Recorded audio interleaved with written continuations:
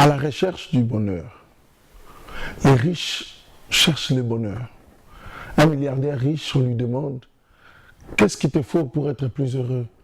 Il répond « Encore plus d'argent. Plus, tout encore plus. Chaque jour, plus d'argent. »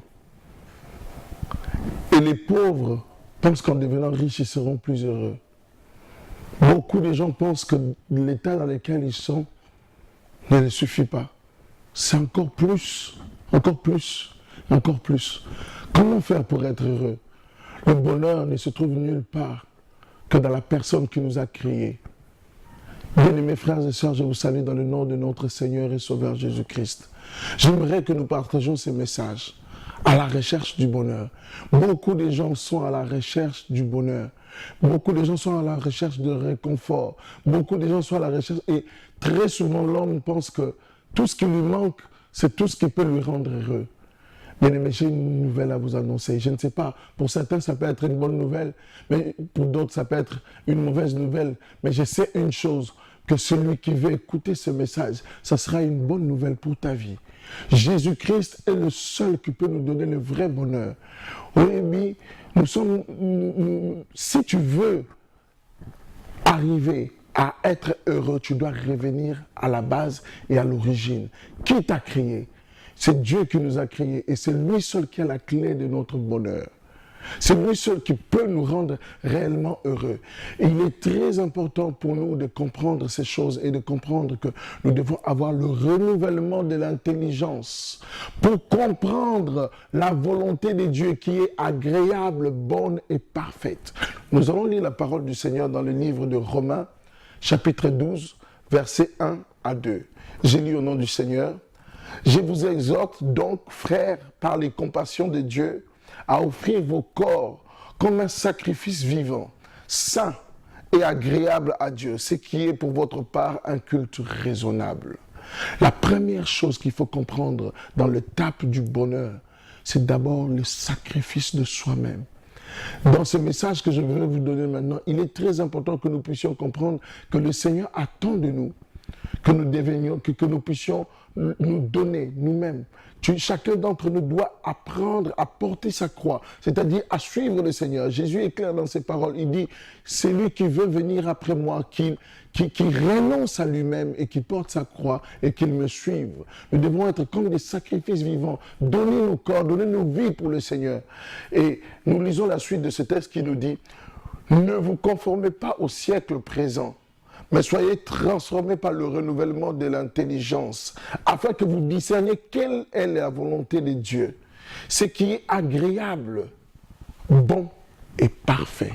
Amen. J'aimerais que nous puissions bien comprendre ces choses. Le bonheur que tu cherches depuis des années, depuis que tu es né, ne se trouve nulle part ailleurs que dans le renouvellement de ton intelligence, dans le renouvellement, dans une nouvelle manière de vivre, une nouvelle manière de réfléchir, une nouvelle manière de concevoir ta vie, une nouvelle manière de concevoir les choses, une nouvelle manière de marcher, une nouvelle manière de raisonner. La Bible dit, ne vous conformez pas au siècle présent. C'est-à-dire, si je vais paraphraser, ça dit, tout ce qui se passe dans le monde aujourd'hui, tout ce que le monde appelle être normal aujourd'hui, cela ne doit pas être notre mode de vie, cela ne doit pas être notre manière de réfléchir, ni notre manière de faire les choses. En tant qu'enfant de Dieu, en tant que chrétien, si tu n'es pas chrétien et que tu écoutes ce message, même si tu vas à l'église chaque dimanche matin, ce message t'interpelle. Bien-aimé, écoute bien, change ta vision, change ta manière, même ta manière de t'approcher du Seigneur. Même si tu vas à l'église chaque dimanche matin, même si tu te considères comme chrétien depuis des années, mais tu sais qu'au plus profond de toi, les intérêts que tu as par rapport à la foi chrétienne ou par rapport à ta relation avec le Seigneur, tous les intérêts que tu as n'est que matériel, n'est que le fait de chercher un bonheur que tu cherches pour trouver dans les choses que Dieu est capable de faire pour toi, ou dans les choses que Dieu est capable de donner pour ta vie. Bien-aimé dans le Seigneur, ce message est réellement pour toi. Tu dois changer ta manière de vivre, ta manière de réfléchir, ta manière de concevoir les choses. La Bible nous dit que nous devons offrir nos corps comme des sacrifices vivants et nous devons nous laisser transformer par le renouvellement de l'intelligence pour comprendre la volonté de Dieu. Et cette volonté de Dieu, elle est bonne, agréable et elle est parfaite. Amen. J'aimerais lire la parole du Seigneur dans Éphésiens, chapitre 1, versets 1 à 14. La Bible dit, Paul, apôtre de Jésus-Christ par la volonté de Dieu, aux saints qui sont à Éphèse et aux fidèles en Jésus-Christ, que la grâce et la paix vous soient données de la part de notre Père, notre Seigneur Jésus-Christ. Béni soit Dieu, notre Père et notre Seigneur Jésus-Christ, qui nous a bénis de toutes sortes de bénédictions spirituelles dans le lieu céleste en Christ Jésus. Bien-aimés dans le Seigneur, très souvent, nous, en tant que chrétiens, nous sommes en train nous vivons dans un combat des choses que nous avons déjà. En Jésus-Christ, celui qui donne sa vie à Jésus a déjà toutes les bénédictions qui lui sont offertes dans le lieu céleste. Toutes ces choses nous appartiennent. Mais nous passons notre temps à combattre dans un faux combat. Je ne sais pas, j'aimerais que nous puissions nous comprendre très bien. Si tu veux vivre le bonheur dans ta vie, tu dois changer ton combat. Tu dois arrêter de rechercher de biens matériels, des bénédictions sur cette terre, parce que le Seigneur t'a déjà béni. Ces choses t'appartiennent déjà. Toutes les bénédictions dans les lieux célestes sont l'apanage des enfants de Dieu. C'est des choses que nous possédons déjà dans les spirituels, dans les lieux célestes. La Bible nous dit que le Seigneur nous a bénis de toutes les bénédictions dans les lieux célestes. Et ces choses sont à nous. Maintenant, pour rentrer en possession de nos bénédictions, cela ne dépend pas de comment tu cours, ni de comment tu veux remporter la victoire, ni de quelles sont les tactiques. J'avoue, parfois on donne des cours spirituels, on apprend aux gens à devenir riches, on apprend aux chrétiens à devenir, comment faire pour devenir bien-aimé. On ne peut pas t'apprendre à devenir riche. Écoutez-moi très bien. Si tu rentres dans un renouvellement de l'intelligence pour vivre la volonté de Dieu qui est bonne, agréable et parfaite, tu vivras dans... Celui qui vit dans le plan de Dieu, celui qui vit dans la volonté de Dieu, c'est celui-là qui est heureux. J'aimerais que nous puissions bien comprendre ces choses, que le Seigneur nous permette vraiment de vous transmettre ce message. Là où tu me suis en ce moment, que ce message pénètre ton cœur. Au nom de Jésus, tu dois changer ta manière de comprendre les choses. Si chaque jour tu te lèves le matin, tu te poses des questions, je vais aller voir tel pasteur qui va prier pour moi parce que j'aurai telle bénédiction, si c'est lui qui prie pour moi, ou c'est tel autre qui prie pour moi, ou je dois faire telle tactique pour manipuler Dieu, ou bien je peux faire ceci pour arriver à avoir telle richesse ou arriver à faire telle chose. Bien aimé, tu te trompes. Les choses sont le plus simples possible. Le Seigneur veut que tu fasses une seule chose, que tu comprennes que toutes ces bénédictions sont déjà à toi. Tu es en train de te battre pour des choses que tu as déjà. Tu changes d'église pour aller dans une autre église là où il y a plus de bénédictions, mais parce que tu ne comprends pas, tu te bats pour des choses qui sont déjà en ta possession. Le Seigneur t'a déjà tout donné. La Bible est claire. La Bible nous dit que nous sommes bénis de toutes les bénédictions dans les lieux célestes. Donc le chrétien est déjà béni. Si tu écoutes ce message et qu'en réalité, même si tu vas à l'église, tu n'as jamais donné ta vie à Jésus, nous allons faire une petite pause. J'aimerais prier pour toi. Écoute-moi bien, je vais prier pour toi maintenant. Le Seigneur, tu as tout ce que tu es en train de rechercher, la paix du cœur, le bonheur, la richesse. Beaucoup de gens qui ne sont pas mariés pensent qu'en se mariant qu'ils seront heureux. Beaucoup de gens qui ne sont pas... ils viennent dans les églises pour chercher le mariage. Ceux qui n'ont pas d'argent viennent dans les églises pour chercher du travail. Même si tu es tourmenté par des sorciers, que les sorciers cherchent à ta vie et que tu veux venir à l'église pour chercher du réconfort, le Seigneur ne rejette personne. Que tu sois, tu viens à l'église, tu viens chaque dimanche matin, tu es même intéressé par les choses de Dieu, le Seigneur ne recherche personne. Même si tu es dans des sciences occultes, tu mens, tu viens à l'église pour chercher à couvrir ta situation. Même si tu es dans des situations bizarres, le Seigneur te veut. Le Seigneur veut que tu changes de vie. Il veut te sauver, il veut te donner le vrai bonheur. La Bible dit, seule la bénédiction de l'Éternel enrichit, elle ne se fait suivre d'aucun chagrin. Prions le Seigneur. Je vais prier pour vous, pour que vous puissiez donner votre vie au Seigneur. Père éternel, Dieu Tout-Puissant, Dieu d'amour, je viens prier pour toutes ces personnes qui suivent cette émission. Je brise l'orgueil dans le nom de Jésus. Que le cœur se répande devant toi. Tu es le consommateur de notre foi, le Dieu Tout-Puissant, le Roi de rois, le Seigneur des seigneurs, c'est toi qui sauves. Je viens prier, Seigneur, pour tous ceux qui me regardent. Seigneur Jésus, qui te donne leur vie. Que tu sois le maître, le Seigneur de leur cœur. Qui dit ces paroles avec moi. Jésus-Christ, je te donne ma vie.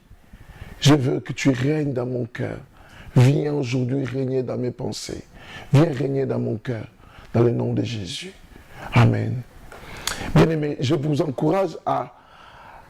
Aujourd'hui, vous avez fait ce pas vers le Seigneur. J'aimerais vraiment vous encourager à aller beaucoup plus loin avec lui. Le Seigneur s'intéresse à chaque aspect de votre vie. Et il faut savoir une chose. Plus tu t'intéresses à faire grandir le royaume de Dieu sur la terre, plus le Seigneur s'intéresse à tes problèmes, plus le Seigneur résout et s'occupe de tes problèmes. Les principes sont simples. La Bible dit, c'est lui qui veut venir après moi, qui renonce à lui-même, qui se charge de sa croix et qui me suive. Amen. Et le Seigneur nous fait comprendre que c'est lui qui veut sauver. Nous pouvons le lire dans Marc, chapitre 8, versets 34 à 36. Puis, ayant appelé la foule avec ses disciples, il leur dit, si quelqu'un veut venir après moi, qu'il renonce à lui-même, qu'il se charge de sa croix et qu'il me suive. Car celui qui voudra sauver sa vie la perdra. Mais celui qui perdra sa vie à cause de moi, dit le Seigneur Jésus-Christ, et de la bonne nouvelle du royaume des cieux, la sauvera. Amen. Tu peux sauver ta vie à cause, quand tu t'intéresses aux choses du royaume des cieux, quand tu t'intéresses à Dieu, tu t'intéresses au Christ, tu t'intéresses au Seigneur, tu t'intéresses à faire grandir le royaume des cieux tout autour de toi. Tu pries, le royaume des cieux n'est rien d'autre. Parfois quand on dit le royaume des cieux, beaucoup de gens ne comprennent pas. Le royaume des cieux n'est rien d'autre que tout endroit où le Seigneur, notre Père, notre Dieu est roi. Là où Jésus-Christ règne, c'est là le royaume des cieux. Partout où, quand tu te mets à travailler pour que Jésus règne, dans ta famille, tu travailles pour le royaume des cieux. Quand tu te mets à travailler pour que Jésus-Christ règne dans ton pays, tu travailles pour le royaume des cieux. Quand tu te mets à travailler pour que Jésus-Christ règne dans la vie de ta famille, dans ta propre vie, dans la vie de ta famille, dans la vie de ton église, dans la vie de toutes les personnes qui t'entourent, tu travailles pour le royaume des cieux. J'aimerais vous encourager à comprendre cela, que chacun d'entre nous comprenne cela. La Bible est claire, car celui qui voudra sauver sa vie la perdra. Celui qui va vouloir sauver sa vie, chercher le bonheur à gauche, chercher le bonheur à droite, chercher du réconfort à gauche, chercher du réconfort à droite, chercher en se disant que le bien matériel peut nous donner, demander aux riches. Bien aimé, si tu es pauvre en ce moment, tu écoutes ce message. Si tu crois qu'il te manque des choses, va demander à Bill Gates, va demander aux milliardaires de ce monde. Allez leur demander, ils vont vous dire, ils cherchent encore le bonheur. Ils sont arrivés à toute cette richesse, mais ils continuent à chercher encore le bonheur. Nous avons la possibilité, tu as la possibilité ce matin de trouver le vrai bonheur qui ne se trouve qu'en Jésus-Christ, qui t'a créé, Dieu Tout-Puissant qui t'a créé, et il te donne ce bonheur gratuitement. Il te donne toutes les bénédictions dans les lieux célestes. Mais il est très important pour toi de comprendre que tu dois d'abord passer par un renouvellement de l'intelligence. Et le bonheur qu'il te donne ne se manifeste pas et ne se définit pas dans le bien matériel que tu peux posséder. Le bonheur, c'est le vrai bonheur qu'il te donne, ne se définit pas dans tout ce que tu peux posséder, mais ça se définit dans donne-nous notre pain quotidien. Il est très important que nous comprenions ces choses. Dans Matthieu 6, la parole, les disciples demandent à Jésus, comment? Apprends-nous à prier, nous ne savons pas prier. Jésus dit, lorsque vous priez, dites ceci, notre Père qui es aux cieux, que ton nom soit sanctifié. Tout est centré sur lui. Il est le centre de nos vies. Que ton nom soit sanctifié. Que ton règne vienne sur la terre. Que ton règne vienne sur la terre. Et que ta volonté. Vous voyez, lorsque le règne du Seigneur vient sur la terre, c'est alors que sa volonté s'accomplit parfaitement sur la terre comme cela est accompli dans les cieux. Que ton règne vienne et que ta volonté s'accomplisse sur la terre comme cela est fait au ciel. donne-nous aujourd'hui notre pain quotidien. Bien-aimés, dans ce même texte, quand nous allons plus loin, nous allons le lire. Plus loin, la Bible nous dit, Matthieu 6, verset 24 à 34, nous lisons. Nul ne peut servir deux maîtres, car il haïra l'un et aimera l'autre, ou s'attachera à l'un et méprisera l'autre. Vous ne pouvez servir deux dieux. Vous ne pouvez pas servir Dieu et Mammon. Mammon, c'est le Dieu de l'argent. C'est le Dieu des richesses. Et très souvent, même les hommes de Dieu, les pasteurs, nous sommes au service de Dieu, mais nous nous concentrons beaucoup. L'argent prend beaucoup de place dans l'église de Dieu. Le matériel prend beaucoup de place. Il y a même des pasteurs qui disent l'argent répond à tout, sans lire le contexte de ces textes que l'apôtre, Salomon a écrit. On dit l'argent répond à tout, on enlève les choses de leur contexte et puis on utilise ces textes comme si l'argent faisait la base, le bien matériel faisait la base de notre richesse. Bien aimé, notre richesse ne se trouve que dans le Christ Jésus. Bien aimé, si tu veux vraiment être heureux, tu dois comprendre ces choses. Tu dois comprendre que tu ne peux pas servir deux maîtres. Tu ne peux pas servir de maître. Cela est impossible. Dans ton église, pasteur, si tu écoutes ce message, si dans ton église, même sans le faire exprès, tu es au service de deux maîtres. Tu as dit que tu prêches la parole de Dieu et en même temps, tu réfléchis beaucoup comment faire pour rentabiliser par rapport à cela. La Bible dit que c'est le Seigneur qui s'occupe de nous. Bien aimé, tu rentres dans le ministère, tu te poses beaucoup de questions. Tu te demandes comment je vais faire pour nourrir ma famille. Comment le Seigneur est capable de prendre soin de toi, de ta famille. Le Seigneur, la Bible dit, les oiseaux du ciel, ils ne sèment pas, ils ne moissonnent pas. Mais le Père le nourrit chaque jour. Tu ne peux pas servir deux maîtres. Cela est impossible. Ou tu t'attacheras à l'un et tu aimeras l'autre. Et tu t'attacheras à l'un et tu mépriseras l'autre, ou cela est impossible de servir Dieu et de servir l'argent en même temps. Cela est réellement impossible. Même si tu crois, tu veux faire tous les efforts nécessaires, tu dois à un moment faire un choix. Tu dois à un moment t'arrêter et te demander, qu'est-ce que je suis en train de faire? Suis-je encore en train de servir le Dieu Tout-Puissant ou suis-je en train de travailler pour Dieu mais pour l'argent? Parce que c'est deux choses complètement différentes. On peut être en train de servir le Seigneur, mais travailler en réfléchissant sur le bien matériel qu'on peut posséder ou qu'on peut avoir. On peut venir dans une église, mais être en train de réfléchir comment je peux faire pour que dans cette église je sois béni, que je sois ceci, que je sois... Cherche à être une bénédiction. Une bénédiction, le mot bénédiction ne veut pas dire bien matériel, ça veut dire une bonne diction, une bonne parole. Ça ne veut pas dire je viens pour m'enrichir. On ne vient pas à l'église pour devenir plus riche. Si le Seigneur te rend riche, gloire au Seigneur. Si cela est sa volonté agréable, bonne et parfaite, disons gloire au Seigneur. Mais si le Seigneur veut te garder dans le dénouement, comme l'apôtre Paul dit, j'ai appris à vivre dans toutes les situations, possédant comme manquant de tout, j'ai appris à vivre dans toutes les situations. Bien aimé, tu dois être capable d'être stable dans ta vie de chaque jour avec le Seigneur, dans ta relation avec le Seigneur. Que tu manques ou que tu possèdes, tu dois apprendre à être stable avec le Seigneur. Tu ne peux pas servir deux choses. Il y a beaucoup de chrétiens, lorsqu'ils manquent de l'argent, dans leur vie de chaque jour, ils sont perturbés, ils sont troublés et parfois ils s'attachent au Seigneur très fort. Ils passent des moments dans le Seigneur et lorsque le Seigneur leur donne un peu d'argent et ils s'éloignent du Seigneur et ils vivent leur vie. Bien-aimé, tu ne peux pas servir deux maîtres à la fois. Écoute bien ce message. Changeons nos motivations. Réfléchissons sur notre manière de vivre, notre manière de penser, notre manière de concevoir la foi chrétienne. Changeons notre manière de vivre. La Bible dit, nous continuons la lecture, c'est pourquoi je vous dis, ne vous inquiétez de rien. Ne vous inquiétez pas de votre vie, de ce que vous mangerez, ni pour votre corps, de ce que vous serez vêtu. La vie n'est-elle pas plus que la nourriture et le corps plus que le vêtement? Le Seigneur, c'est Jésus qui parle dans ce texte. Il nous pose une question. Pourquoi nous nous inquiétons?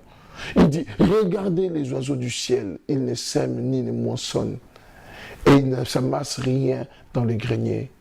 Et votre Père céleste, votre Père, célestes les nourrit, les oiseaux du ciel. Ne valez-vous pas beaucoup plus que...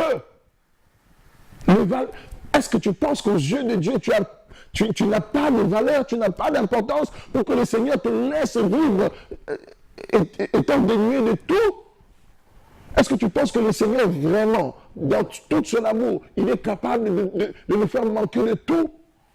Réfléchissons bien à nos voix, réfléchissons attentivement, arrêtons-nous, reconnaissons qu'il est Dieu, arrêtons-nous, reconnaissons qu'il est Dieu, réfléchissons sur nos motivations.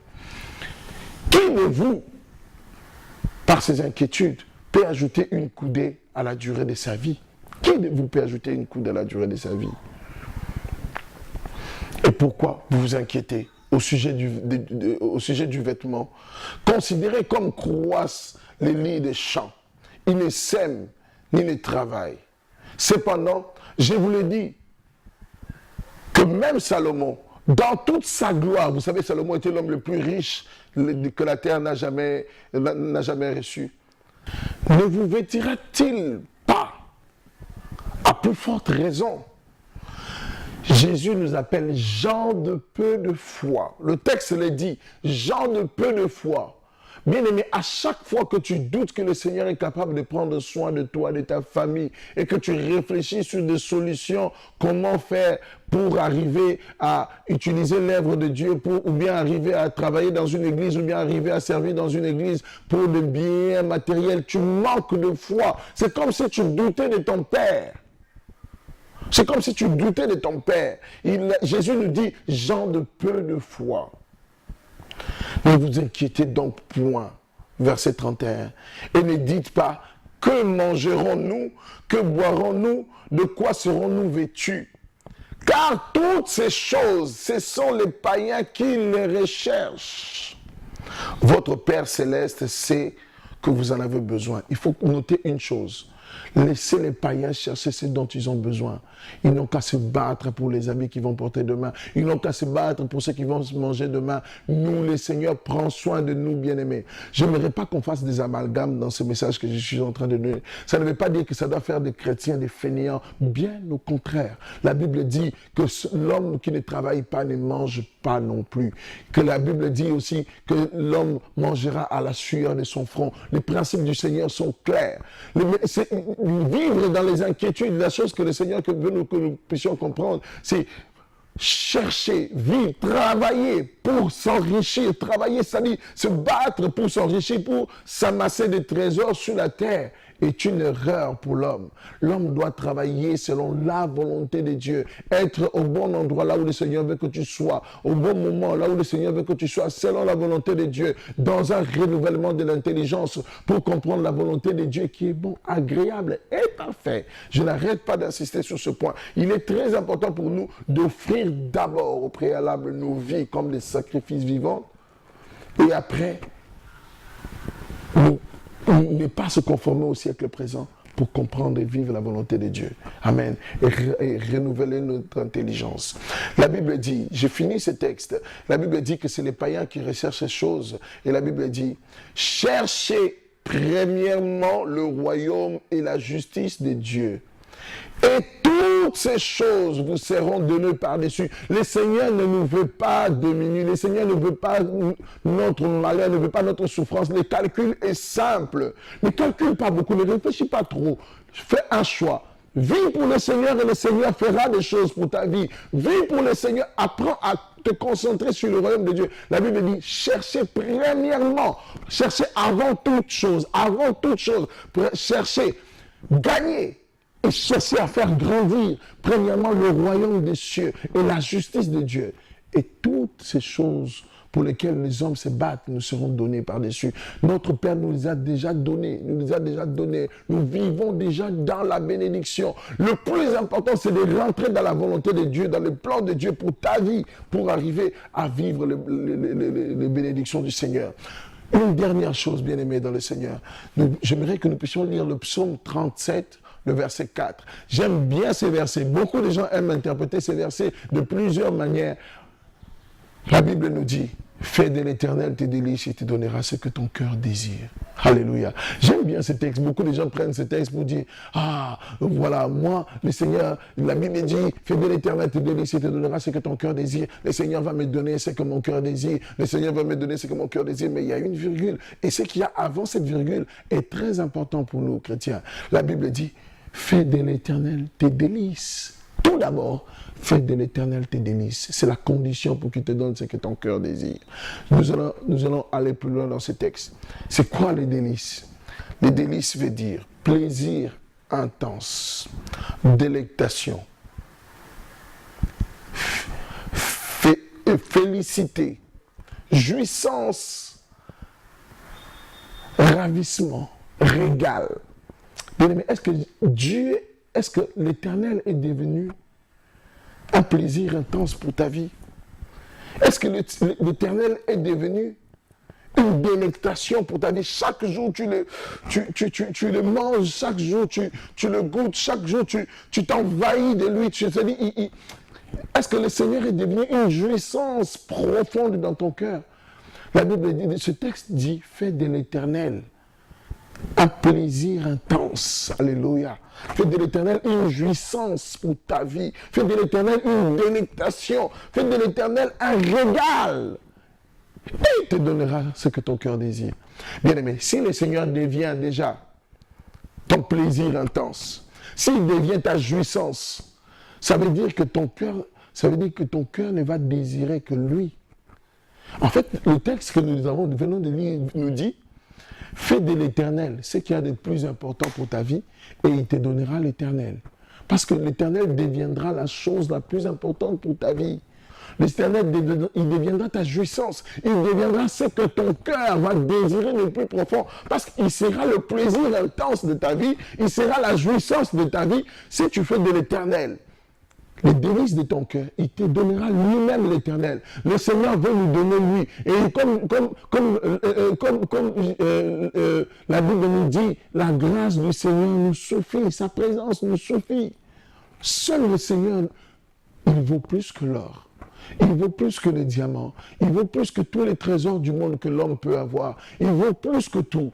Bien-aimé dans le Seigneur, si tu écoutes ce message, si tu as Jésus dans ta vie, donne-lui toute la place. Change tes motivations, change ta manière de vivre, change tes motivations de la vie de chaque jour. Change tout, change tout, change tout. Laisse-le prendre la première place dans ta vie. Laisse-le prendre la première place. Laisse-lui le volant de ta vie. Laisse-le conduire ta vie. Il veut être le seul maître. Il veut te conduire dans sa volonté. La Bible nous dit, tout ce que vous demanderez à mon nom, vous le verrez s'accomplir.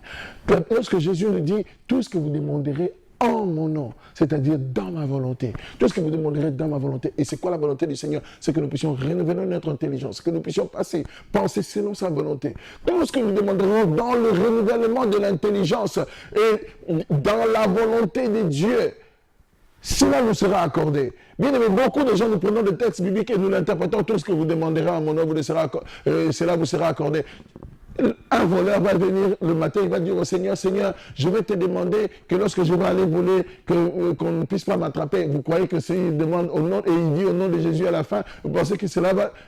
La parole du Seigneur est simple. Comprenons la parole du Seigneur. Quand Jésus dit tout ce que vous demanderez à mon nom, croyez que vous l'avez reçu, vous le verrez s'accomplir. C'est-à-dire, il nous demande de tout demander dans un renouvellement de l'intelligence, dans sa volonté. Le Seigneur prend soin de nous. Et nous ne savons pas prier. Le Seigneur veut nous apprendre à prier. Il veut nous apprendre à lui parler. Il veut nous apprendre à prier. Bien-aimés dans le Seigneur, que le Seigneur vous bénisse abondamment. Soyez richement bénis partout où vous me suivez. Que le Seigneur vous bénisse et que le Seigneur vous permette, dans un renouvellement de l'intelligence, de marcher avec lui. Au nom de Jésus. Amen.